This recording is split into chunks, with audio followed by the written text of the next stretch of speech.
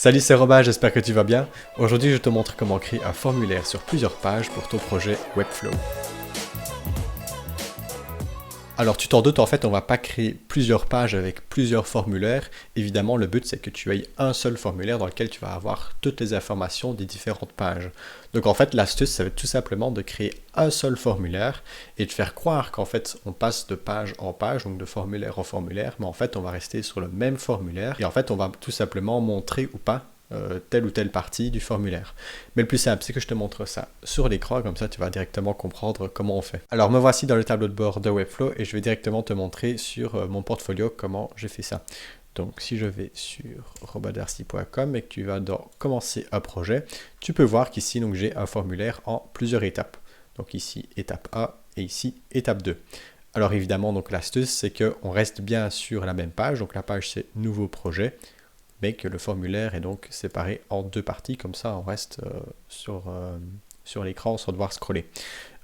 Donc en fait l'astuce c'est que je crée un seul formulaire, donc tout ça fait un seul formulaire, c'est juste que quand je clique sur suivant, tout simplement je cache la première partie et c'est la deuxième partie qui s'affiche.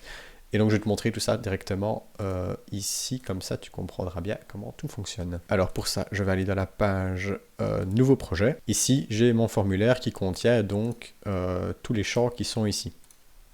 Sauf que ce formulaire, tu vois que je l'ai divisé en deux parties. J'ai mon div bloc 30 qui contient donc le nom de mon entreprise et email, et mon div bloc 29 qui, tu vois, si je l'affiche, contient le reste. Et donc l'astuce, c'est en fait que tout simplement, quand je vais cliquer sur mon bouton ici suivant, eh ben, je vais afficher la deuxième partie, tout simplement. Et si je clique sur précédent, ben, je vais masquer cette deuxième partie pour afficher uniquement la première. Donc ici, tu vois, par défaut, ben, je vais mettre display none. Et alors, tu vois qu'ici, sur mon bouton suivant, j'ai une petite animation. Cette animation, je vais te la montrer juste ici. Et en fait, c'est tout simplement dire que mon div block 29 du coup va être en display block, donc celui-ci, et que la première étape, mon premier formulaire, donc le div block 30, devient caché, tout simplement. Et alors pour le bouton précédent, ben, c'est l'inverse en fait. Donc ça va pas être display forme 2, mais display forme A.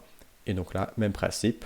Si je clique sur précédent, ben, je dis que mon div block 30, je l'affiche, donc display block, et le 29, je le cache.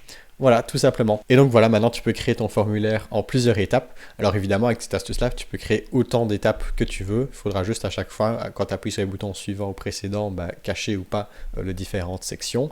Et après, bah, voilà, tu peux faire ton formulaire en plusieurs étapes. Évidemment, bah, si tu as des questions, tu les mets dans les commentaires et j'y répondrai. Et sinon, bah, on se retrouve dans la prochaine vidéo. Salut!